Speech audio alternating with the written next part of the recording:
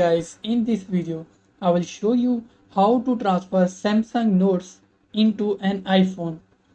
First, go to the setting on your Samsung device and search for password and autofill.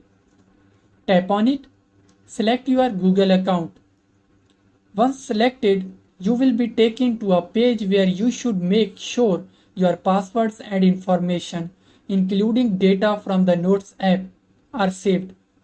Now let's move to your iPhone. Open the settings, go to the calendar, then tap on add account. Select Google and sign in using the exact same Google account you used on your Samsung device. Once you have signed in, your notes should start syncing and become available on your iPhone. Another way to transfer your notes is to open the Samsung Notes app, select the note you want to send, tap the three-dot menu at the top and choose the send option. You can then send the note via email, WhatsApp or any other method that works for you. Also, a third method that is quite easy.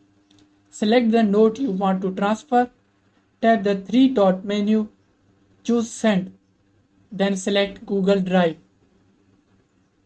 Upload your note to Google Drive. And once it's uploaded, access Google Drive on your iPhone to download the note. You can choose whichever method is most convenient for you. That's how you can transfer Samsung Notes to your iPhone.